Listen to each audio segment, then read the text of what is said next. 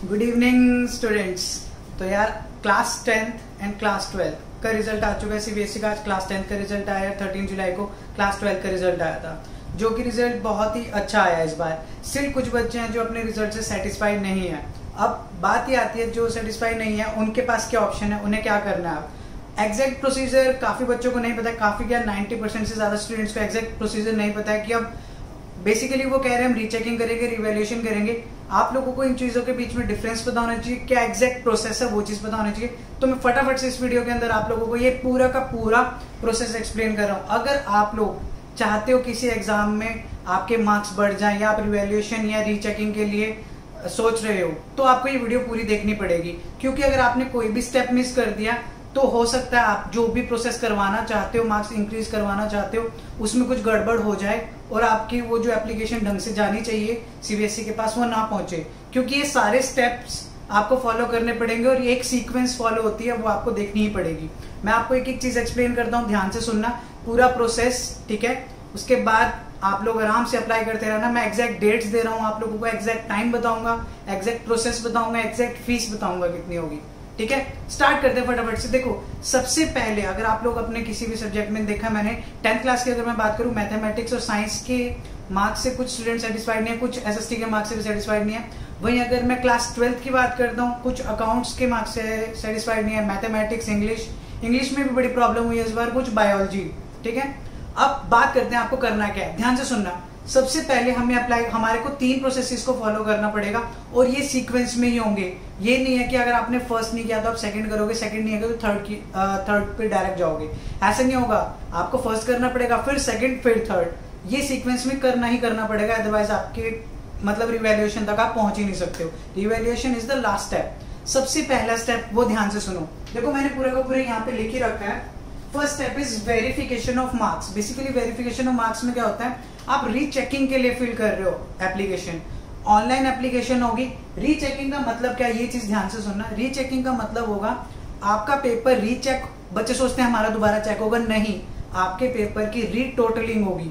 ये चीज माइंड में अपने बिठा लो कि वो रीचेक नहीं होता, नाम सिर्फ रीचेक है। रीचेक मतलब आपकी रीटोटलिंग होने वाली है कि टोटलिंग ठीक है या नहीं, किसी क्वेश्चन में कम ज्यादा नंबर तो नहीं दे रखे। क्वेश्चन कोई भी चेक नहीं होता। प्लस ये देखा जाता है इसके अंदर कि आपके कोई क्वेश्चन में कहीं ऐसा तो नहीं है कि नंबर ना दिए गए हो, भूल गए हो, तो ये होती है आपकी रीचेकिंग। पहला स्टेप आपको यही करना पड़ेगा, यही स्टेप होगा आपका, चाहे आप चाहते हो या नहीं चाहते हो। First of all you have to file for rechecking. Rechecking कब से ओपन है, आपके एक पोर्टल, सीबीएसई के पोर्टल पे आप लोगों की एक लिंक आएगा। कब आएगा, 17 जुलाई को, ठीक है, अराउंड 9 AM को वो आ जाएगा लिंक आपका। 17 जुलाई को मॉर्निंग में आ जाते हैं ये लिंक, और वो कब तक रहेगा, 21 जुलाई तक, अप टू 5 PM। 21 जुलाई 5 PM तक आप अप्लाई कर सकते हो रीचेकिंग के लिए। और पहला स्टेप ये करना ही करना है आप लोगों को, ऑप्शन नहीं है। अगर आपको एंड में रिवैल्यूएशन तक पहुंचना है, जिसको मैं एक्सप्लेन करूंगा, तो आपको ये स्टेप करना ही करना पड़ेगा। 17 जुलाई को ही लिंक आएगा आप लोगों के पास, जो कि परसों है, और 21 जुलाई तक आप अप्लाई कर सकते हो। इसकी जो चार्जेस होंगे, हर एक सब्जेक्ट के जो चार्ज हैं, एक सब्जेक्ट के चार्ज होंगे 500 रुपीज। और हाँ, मोस्ट इंपॉर्टेंट थिंग, पहले ही डिसाइड कर लेना, सबसे इंपॉर्टेंट बात बोल रहा हूँ इस वीडियो की, पहले ही डिसाइड कर लेना आपको कितने सब्जेक्ट्स में करवानी है। आप एक ही बार एप्लीकेशन डाल सकते हो, एक ही एप्लीकेशन होगी आपकी। ये नहीं है आपने आज मैथमेटिक्स की डाल दी, फिर बाद में सो के जाग रहे हो कि हम अब साइंस की भी कर देते हैं। एक कैंडिडेट की सिर्फ एक एप्लीकेशन जाएगी, जिसके अंदर आप मल्टीपल सब्जेक्ट्स की रिवैल्यूएशन, रीचेकिंग करवा सकते हो। ये चीज अपने दिमाग में डाल लो। अगर आप 2 सब्जेक्ट की सोच रहे हो, 3 की सोच रहे हो, 4 की सोच रहे हो, एक एप्लीकेशन के अंदर सारी की सारी आपको मेंशन करनी होगी। एक ही बारी में ये प्रोसेस होता है, बार बार नहीं होगा। याद रखना, अलग अलग एप्लीकेशंस नहीं जा सकती आप लोगों की, एक के अंदर ही सारी जाएंगे, ठीक है। तो ये आपका फर्स्ट प्रोसेस है। अब इसकी जो क्या होगा, अगर आप लोगों के कोई मार्क्स बढ़ रहे हैं, कम हो रहे हैं, तो आपके पास एक ऑफिशियल लेटर आएगा, जो आपका रीजनल ऑफिस होगा सीबीएसई बोर्ड का, वहां से एक लेटर आ जाएगा। अदरवाइज अगर कोई चीज नहीं है तो आपकी सीबीएसई की वेबसाइट पे आप ये चीज चेक कर लोगे, आप लोगों को आ जाएगा, अपने आप इन्फॉर्मेशन मिलती जाएगी। बहुत स्मूथ प्रोसेस रहता है ये, ठीक है। अगर आपको क्या करना होगा, ये फिल करने के बाद जब भी आप एप्लीकेशन के लिए अप्लाई कर दोगे इन डेट्स के बीच में, तो आप वेबसाइट बार बार चेक करोगे, ठीक है। जल्दी जल्दी चेक करते रहना, ये भी नहीं कि सारा टाइम उस पर, बट चेक करते रहना। अगर कुछ चेंज नहीं हुआ तो सीबीएसई पे आ जाएगा कि चेंज नहीं है, ठीक है। और अगर चेंज हुआ तो आपके पास लेटर आएगा, ठीक है। उसका अपडेट सीबीएसई की वेबसाइट पर नहीं आएगा। चेंज हुआ, कुछ मार्क्स में इंक्रीज डिक्रीज कुछ हुआ तो वो आप लोगों का पता लग जाएगा। वैसे इंक्रीज ही होते हैं, डिक्रीज की नहीं होते हैं, तो आप टेंशन मतलब इंक्रीमेंट ही होता है उसका। ये था first process. Second process is आपने कंप्लीट कर लिया, 21 जुलाई तक अप्लाई कर दिया, आपको नोटिफिकेशन आ जाएगी, लेटर आ जाएगा, जो भी आ जाएगा आप देख लोगे कि हाँ मार्क्स में कुछ चेंज हुआ है या नहीं हुआ है।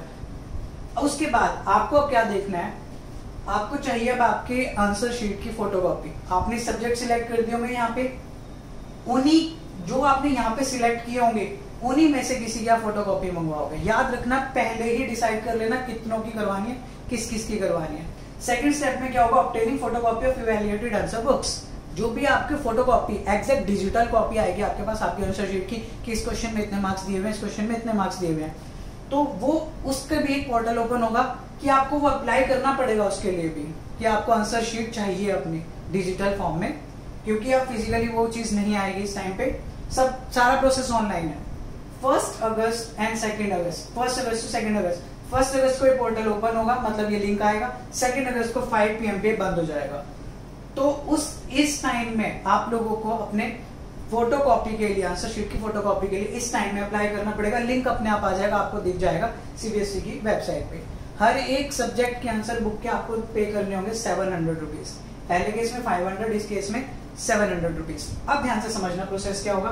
2 अगस्त तक आपने अप्लाई कर दिया, ठीक है। उसके बाद आपके पास आपकी आंसर शीट आ गया। अब आप उसे ध्यान से देखोगे, हाँ मेरे को यहाँ मार्क्स मिले नहीं मिले। इसके बाद आप एक प्रोसेस करना है जो कि आप लोगों के लिए बिल्कुल सही रहेगा।